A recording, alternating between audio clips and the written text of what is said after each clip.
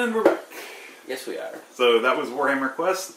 Got to see us questing again. We always like the quests. Yep. So, no matter what questing game it is. I guess before we start the review, real quick, so the last thing you do once you're done with a quest is, assuming that you're in a campaign, is you have to go to the settlement phase.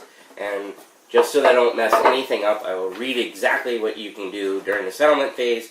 You can visit the trainer. That lets you exchange one of your basic action cards for one of the advanced ones that we showed you. Nice. Yeah, they're better, obviously, because they're advanced. You can visit the blacksmith, which you get to draw 2 gear cards from the gear deck, choose one of them to equip, and you discard the other. So if you got no gear, that would be good. If you draw the legendary gear, does that mean you get the legendary? Or that's in a different deck, right? Or no, it's in the gear deck. So it is in the gear deck. So yeah, you could potentially get your legendary gear. Yeah. Okay. Okay, and then, or you can visit the arena. When you visit the arena, you get to increase your gear capacity, and you mark all this information again on the quest log, which you could copy this and use a piece of paper or whatever, but they're online and you can print them out. But anyways, there's where you can increase your capacity, write down anything you own, and which things you did. Just so you know, during that settlement actions, you cannot repeat one, so you can't do all 3 and be like, oh, I can hold 3 things now. Nope. You have to pick 2, you have to do those, and then move along and start the next quest or whatever. So that's what you do at the end, and then you keep all your stuff together, remember what you had, write it down on a piece of paper, and then start with number 2. The other thing we wanted to mention, if you watch the gameplay, there was one part where we got stuck with the Nemesis guy. The best we could find in the rules is there's a section here that says the party leader, when a game effect targets the active hero and there is no active hero, that game effect targets the party leader instead. So here's the problem.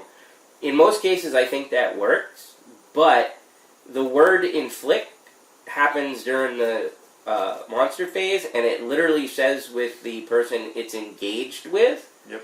And when that thing flies back into the middle, it never really got, from a technical standpoint, never hit an active player, so to speak. Right. It was the peril phase. So, until FFG or one of you guys out there corrects us or points us to BGG where it's been resolved or on the fan board or something, we're saying we won, because I've never won before. Don't take it away from him. Yeah. Makes me sad. You saw how close that was. Jeff was down to 1. I was down to like 4, and there was a ton of monsters. If we hadn't cleared that location that time, we weren't winning. Yeah. We were just going to die. It would have been over. Alright, so I guess review time. So if you can't tell, I love this game. Yeah, we both like it. You want to talk about the sad part? Yeah, the sad part. I'll just tell you the sad part right now. There's not going to be any more for Warhammer Quest, which is really sad because from the way it's made, it screams. Yeah, it's like there's going to be expansion, like another quest, another quest, another quest. Yeah. The only extra content that came out, Mickey's running to get it, are 2 hero packs, which introduces 2 heroes to the game. This one is the Troll Slayer. And the Witch Hunter, which give you all the hero stuff just like you've seen in the game, the legendary items and their basic and advanced, and then the hero, the health cards or whatever. So this is all that ever came out for the game, unfortunately, but it might be everything that ever will maybe come out. FFG and Games Workshop no longer have a relationship at this point in time. Yep. Jeb and I are hoping that since FFG, I assume, owns the mechanics, that maybe Descent? No, that would be nice. Maybe? It's a dungeon crawl. Yeah. Anyways. You could just slap any kind of skin onto it, and I'd probably play it. I think you could still get quite a few plays out of it before you got sick of it. It's really it's so good. This game is what I wanted Pathfinder the card game to be, and I got bored with Pathfinder the card game. And I'm not saying it's a bad game. I got bored with it. It's a whole lot of see how many bazillion dice I can chuck and then you win. This one I think is, in my opinion, more strategic and better. I just like it. It feels more like a dungeon crawl to me. So I like it because it is painful every time.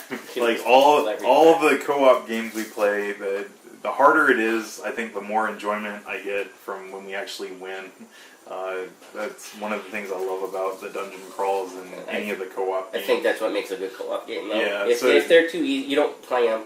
Right. It's like, why would I want to spend my money on a game that I just, like, walk through and beat on my first go? It's like, oh. That's why after a couple plays, I think you have to play, like, Castle Panic with an expansion, because it's so easy by itself. Once you know what you're doing, you almost never lose. Yeah. A really awesome game, especially for families, but that's the first one that popped into my head. In my opinion, that's a co-op that can be pretty easy just by itself.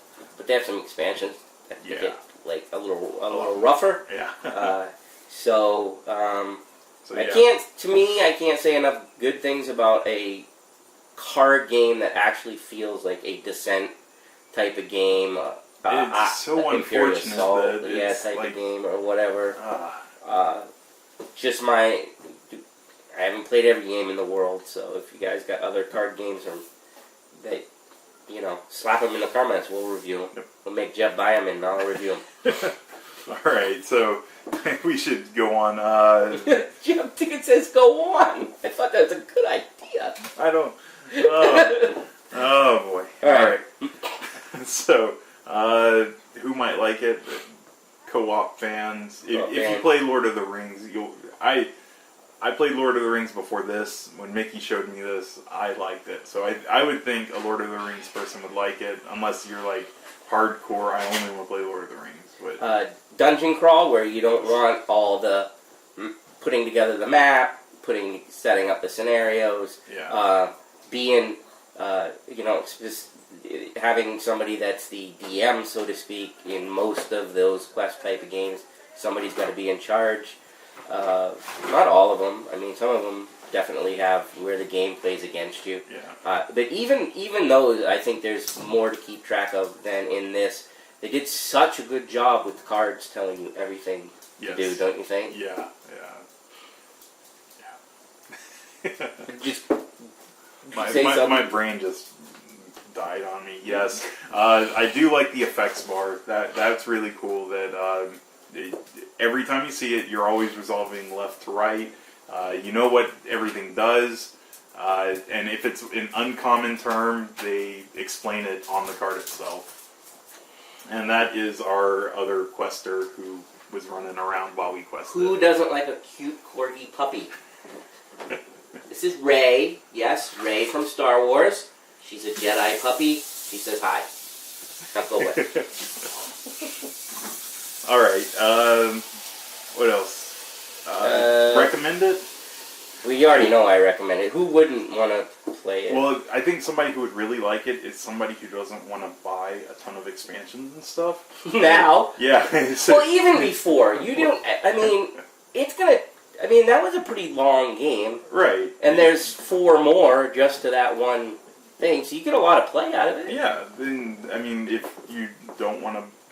Like, tons of... Like, Descent, you know how much stuff's out for Descent. Right. That could be overwhelming to some people. But if you just want a one-of dungeon crawl card game, I think this would be a good one. Because you don't got to worry about anything else. At this point, yeah. I don't know. I have a lot of things swim through my head on what they could have done. I would have loved to know what the plan was for it. But who would... how hard do you think it is? I mean, it's a little more complex. I think if you're looking for something easy, probably. Yeah, it's not an easy one. I think we got it pretty quick. How much Lord of the Rings we play and all that type of stuff, like, just to get where we were, like, we barely beat it. So, it is difficult. Or you mean difficulty as in, like... Learning the game. Learning the game. No, that's not that difficult. Medium. Medium? Medium. Jeb says medium. I say medium. I say medium high. Okay. But only because, I mean, I think we have a feel for the game, so I think we get it quicker. Yeah. I'm trying to think of somebody that, like, just almost no gaming experience. I don't think I'd sit them down with this game. No. No gateway game here. No. Alright. That's where I was going with it. Okay. Alright. I'm out of it for this review. Okay. Jeff had one mead and he's gone. Yeah. Anyways. Anything else to say? Important things to remember. Like I told Mickey, I forgot what I needed to remember. That was important. I had mentioned it during the video. Let's see.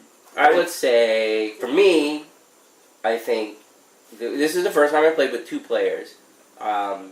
When you start talking about stuff, you could forget maybe if you had yourself a turn marker.